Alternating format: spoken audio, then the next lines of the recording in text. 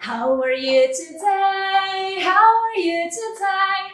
Hello there, hello there. How are you today? How are you, grade 7 learners? Welcome to another e-learning engagement only here at STO and ETV. I am Ma'am Loriejane and Jose from Cabiao National High School.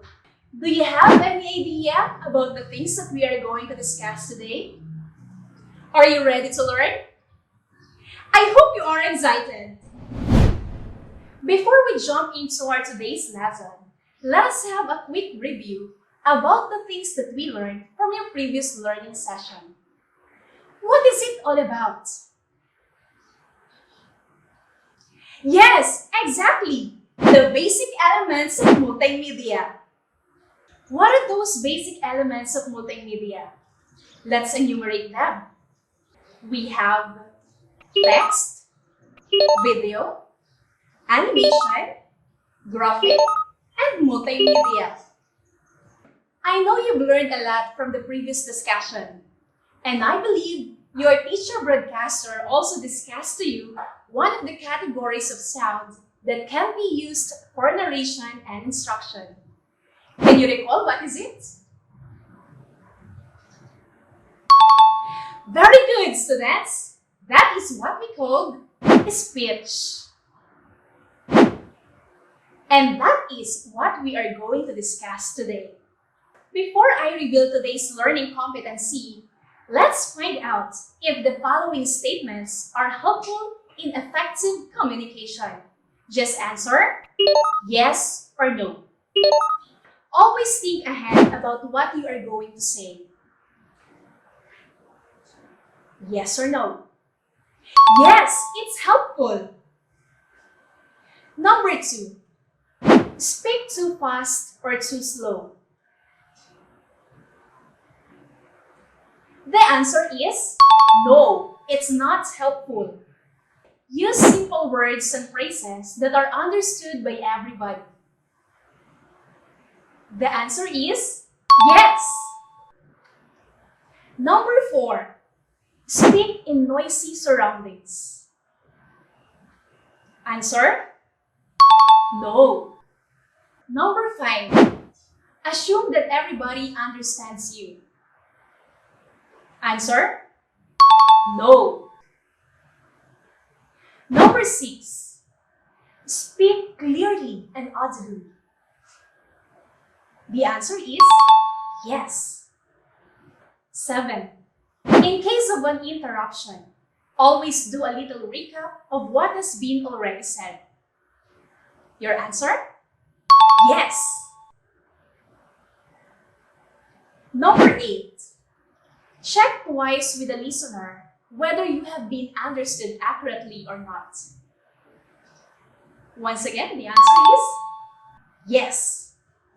Number 9, react and mutter instantly in anger. Answer? No. Number 10, use technical terms all the majority of listeners may not understand. Of course, the answer again is no. Learning how to become an effective communicator will be one of the most valuable skills students like you can learn. And for you to become an effective one, you have to improve your speech, because speech is said to be a person's greatest gift. In today's second lesson in English 7 for third quarter, we will discuss the use of appropriate oral language, stance, and behavior when giving information, instructions, making explanations, and narrating events in factual and personal recounts. At the end of this video lesson, you will be able to state the description of the basic factors of speech delivery and display confident body language when delivering a narrative poetry. As we start the discussion, listen to your teacher as she narrates a poem entitled Ballad of a Mother's Heart. Ballad of a Mother's Heart by Jose La Villa. The night was dark, for the moon was young, and the stars were asleep and wear. The clouds were thick, yet youth went out to see his maiden fair. Dear one, he pleaded as he knelt before her feet in tears. My love is true. Why have you kept me waiting all these years? The maiden looked at him, unmoved it seemed, and whispered, Persistent youth, you have to prove by deeds your love is true. There's not a thing I would not do for you, beloved, said he. Then go, said she, to your mother dear, and bring her heart to me. Without another word, youth left and went to his mother dear. He opened her breast and took her heart, but he did not shed a tear. Then back to his maiden fair, he ran unmindful of the rain. But his feet slipped, and he fell down, and loud he groaned with pain. Still in his hand, he held the prize that would be his maiden's hands. But he thought of his motherhood, so kind, so sweet, so fond. And then he heard a voice, not from his lips, but all apart. Get up, it said. Were you hurt, child? It was his mother's heart. Now, class, let us have a sharing time. Did you understand the message of the narrative poetry? That's great! But how were you able to understand it? How did your teacher express the message of the narrative poetry? Yes, you got it right. Your teacher used both verbal and non-verbal communication. For today, we shall discuss the 5 basic factors of speech delivery and the body language and movement. Let's begin. Let us give the meaning of the underlined word using context clue. Number 1. When she reports, she displays a very outstanding behavior. I like her manner of acting. What do you think is the meaning of behavior? You're right! In speech, platform behavior is the way the speaker acts and behaves before his or her audience. There must always be a good reason for any pause or for any movement. Number 2. I understand every word she says because of its clarity. It is easily heard and expressed in an exact way. What do you think is the meaning of clarity? That's correct. Clarity is the enunciation of the words more deliberately than in ordinary conversation. The words must be exactly heard and expressed in an exact way. Number 3. There was clarity because of the way she pronounces the words. She speaks the words correctly. What do you think is the meaning of pronunciation? Yes, you got it right. Pronunciation is the making of sound of a word or letter with your voice. When you're speaking, try your best to speak the words correctly. Whenever in doubt as to your pronunciation, consult a modern dictionary. Number 4. In constructing her sentences, she uses correct grammar. She follows the rules that explain how words are used in the language. What do you think is the meaning of grammar? Very good. Grammar is the rule that explains how words are used in the language. Expose yourself to the language as often as possible so you can improve on the structure of the language. Be vigilant in avoiding grammatical errors. Last number. She seems very confident because she speaks with good posture. The way she positions her body while standing in front of us. What do you think is the meaning of posture? Wow, correct! Posture is the way the speaker's body is positioned when sitting or standing. Again, what are the 5 basic factors of speech delivery? Let's enumerate. We have behavior, clarity, pronunciation, grammar, and posture.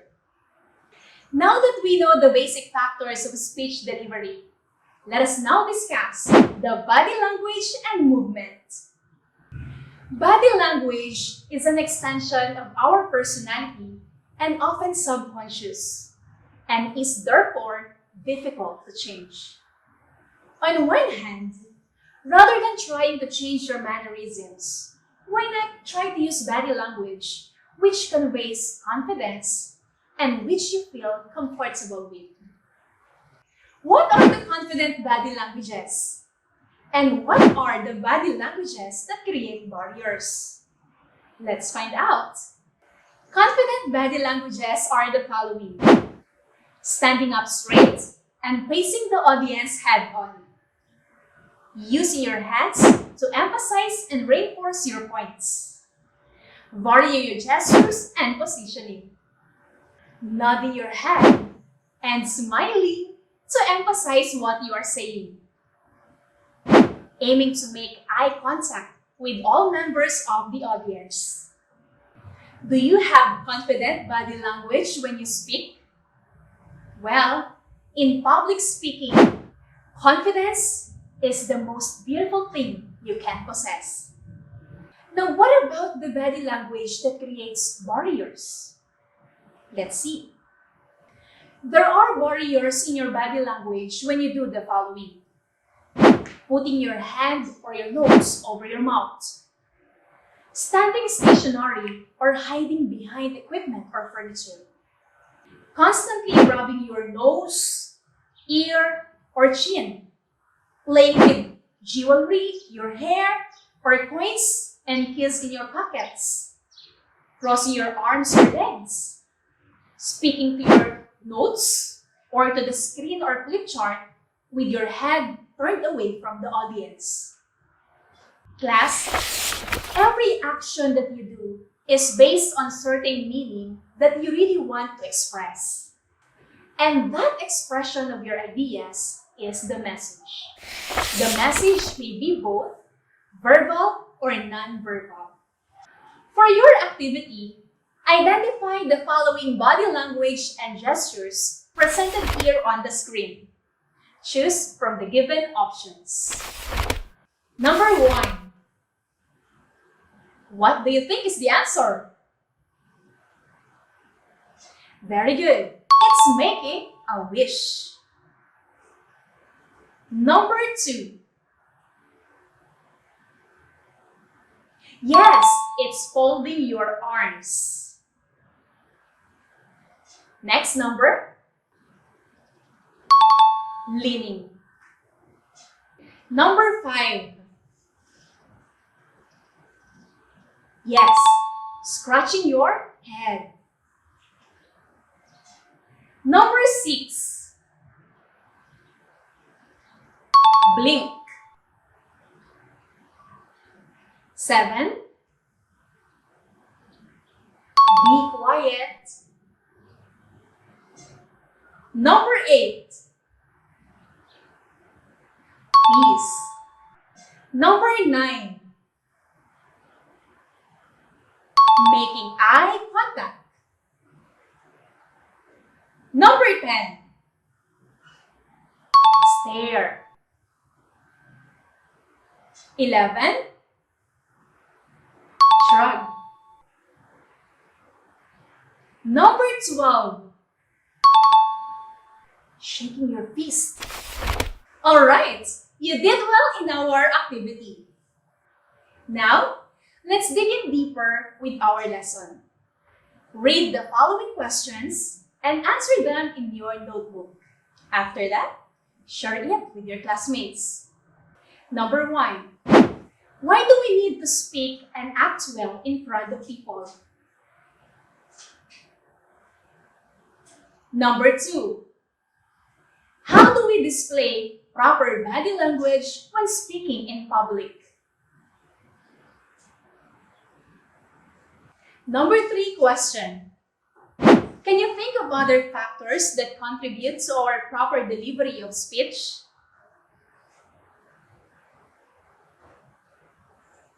Number 4. Think about the speaker you look up to. Write at least 10 characteristics about him or her. Write your reflection about the most necessary skills for effective communication. Always remember that communication equation explains that what you hear, such as tone of voice, vocal clarity, verbal expressiveness, is 40% of the message you want to convey. What you see or feel, such as facial expression, dress and grooming, posture, eye contact, touch, gesture, is 50% of the message. And words are just 10% of the message. For your assignment, practice delivering the narrative poetry, Ballad of a Mother's Heart. Make sure that you observe and use the appropriate oral language, stance, and behavior. Please refer to the following rubrics.